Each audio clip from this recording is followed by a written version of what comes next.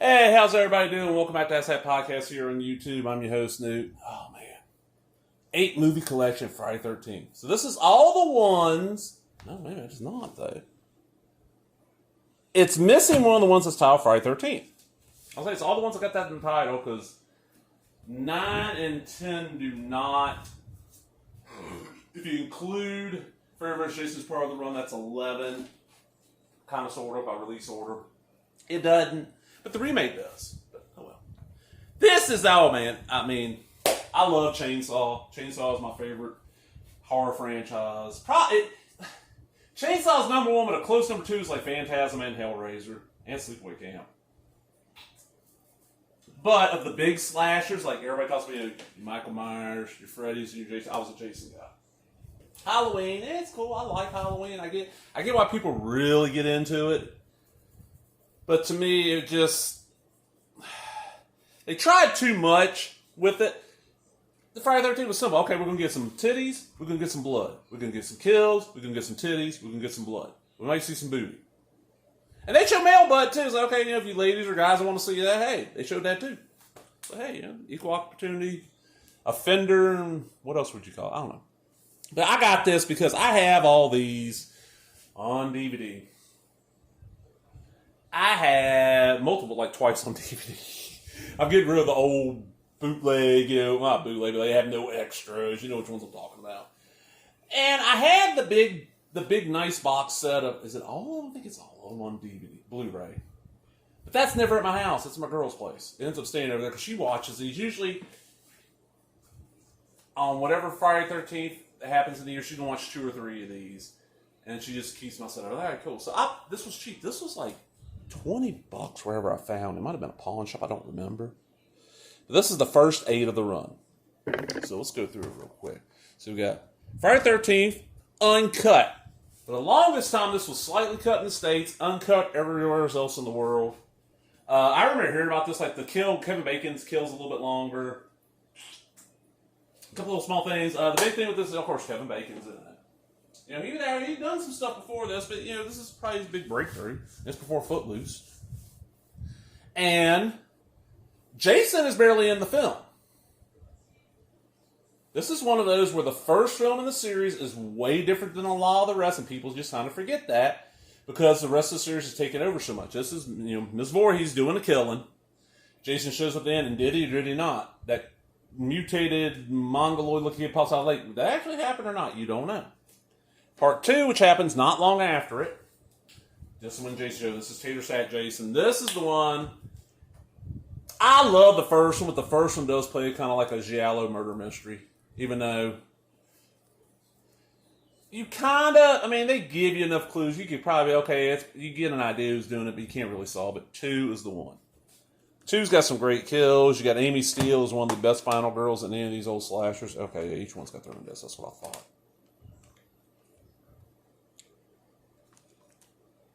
No. 5, 6, 7, 8 don't. Shit. 3 is the 3D one. It is 3D on here. I have seen this. I've seen the 3D DVD and I've seen the 3D Blu-ray. Like this version. I've not done the actual 3D Blu-ray. And this did not come with the glasses, surprisingly, but you can find those cheap. It works if you set your TV right and you get the right distance on it. Don't listen to, don't work. No, you gotta be in a pitch. It's a lot of requirements. And the only time I've really done it and got to work great is my cousin. I don't know if she still has it or not. I have no idea. This is hell. It's been coming up on like 10 years since I went down there and hung out. Had this humongous, like 70, almost 80-inch TV, HD TV up on our wall. And one night, because her living room, the curtains blocked all the light out completely. One night after everybody went to, I sat there and fiddled with the settings. Got to sit up and watch Friday 13th 3 in 3D. I'd seen it in theater in 3D as a kid, and I saw it on a revival screen. But getting to see it, at home.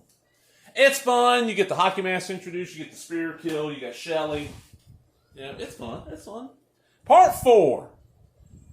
Honestly, my favorite in the series is probably 4.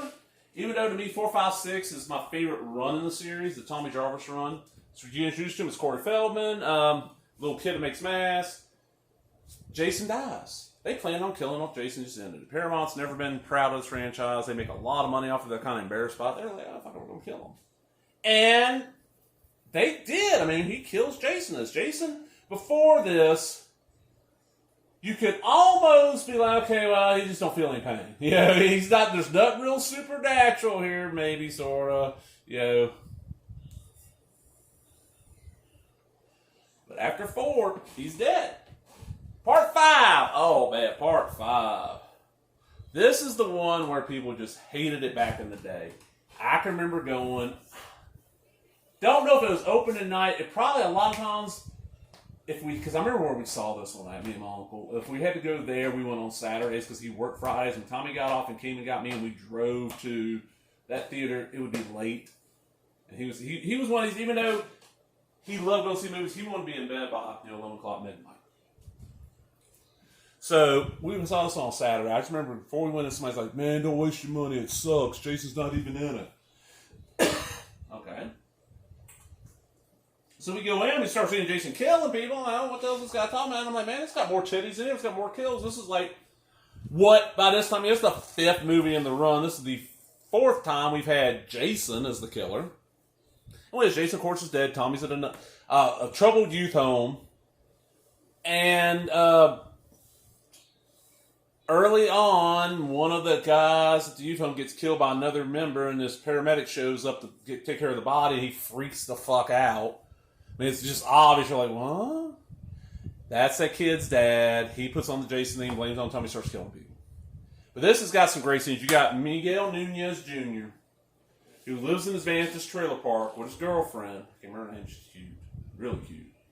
He's in the toilet at the trailer park taking a shit, and she's outside there singing, ooh, baby, ooh, baby, ooh, ooh, baby, ooh, baby. Great. It's a scene I've tried to recreate, and I got told, Newt, shut the fuck up. Alright.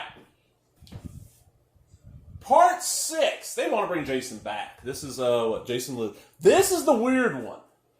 Besides revival screenings, this is the only one in turnaround I saw more than once. Yeah. I had to think for a second. I was making sure. I was like, okay, did not know. That was a revival screen on that one. I saw more than once in the theater, and it's odd because I did not see it first from my uncle. I had this cousin growing up, lived near me. Actually, was only family member until my grandparents moved next door. Because my parents had living out even near me. We went to school together. We're about the same age. He's a little bit older than me. Like, he was born the year before me, but late enough in the year where we're the same school grade. Didn't really get along great, but because we're cousins, we had to play with each other a lot. Okay, go to your cousin's house, y'all gonna play. Okay, I gotta put up with this asshole. I'm sure he said the same thing being forced to come over to my house, which wasn't often. Usually I went over to his place. But what happened is somehow, because we were like 6th graders, I think, he talked to his super religious mom. His mom, like, freaked the hell out when she busted him watching Fast Times at Ridgemont High when, like, NBC premiered it. Because that's an R-rated movie. It's on NBC. It's going to be cut down for, she freaked like he got grounded. He talked her into taking us to go see Friday the 13th Part 6 in a theater, at the little theater in town. I'm like, oh, man, yeah. I'm like, hell yeah. Because I knew, for some reason, and it was, like, open at night, too. For some reason, Uncle Milton could not take me that weekend. It was going to be, like, a week later. So we go in, we sit down. It's Jason's mama, who's passed now. My cousin Jason. I'm not going to say last names. I went to school with like 15 Jasons, so. Anybody that knows me knows the only one I was related to, and everybody else is like, okay, well, yeah. Who knows?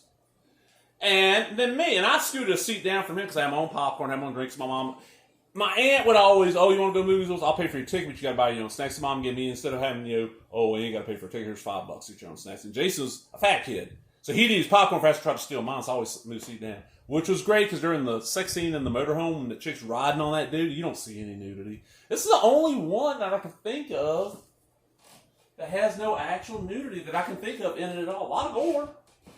No nudity. She reaches over and covers Jason's eyes, like, cover your cousin's eyes. And he reaches for me, and I'm like, I'm watching. Fun movie. They bring him back at the beginning, Tommy and Horseshack go to the grave, stab it with a piece of the gate, lightning strikes, boom, Frankenstein's monster rebirth, and this starts your zombie Jason. And also starts for me, I like this one a lot, I loved it back then, but now I don't like it as much, and part of that's just because it starts the next chapter, and I don't think the next chapter is as good as this one. The next chapter is going to be what I like to call the... Okay, what the fuck did we do now with Jason chapter? The end of this one, Tommy and the girl drown Jason in the lake. Okay, they get Tommy out of the story. Don't know why. The plan was they were trying to do Jason versus Freddy when Part 7 was being made. Because Part 7, as far as I know, was moved right outside Mobile, Alabama. Like, it was being filmed not that far from where I lived at the time, and I had no clue. Like, I don't remember if Fangoria mentioned where it was being filmed, or I would have tried to get in this film. Well, they couldn't do that, so it's basically Jason versus Carrie. I don't like this movie. I like the way Jason looks a little bit. Kane Hodder gets all the praise for playing as Jason. I don't... Jason's one of those things where it don't matter who plays him, he seems about the same to me. It ain't like, a Freddy Krueger where, oh God, it's Robert Englund or nobody else. Even though I'll give him this, shit, what is his name?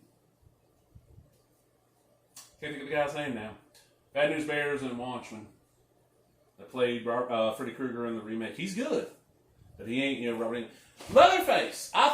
Gunner's the best. And then after that, the guy that played in the third one's pretty good. But Jason, it don't really matter who's in the suit as long as they're big to me.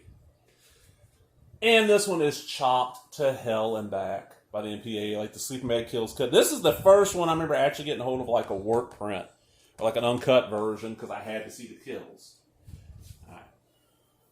And I saw this one in theater, but this was one where we didn't go see it opening weekend. By the time this came out, I was old enough, I was driving, I had friends that drive some uncle. And also, by then, his two kids were good enough where he could take the oldest one to movies. So it's like, okay, hey, you can take yourself, I'll take my kids. I'm cool with that. I got, like 13 or 14 years ago to the movies almost every weekend. Sometimes 2 movies a week, sometimes 3 of my uncle. Never had to pay for shit.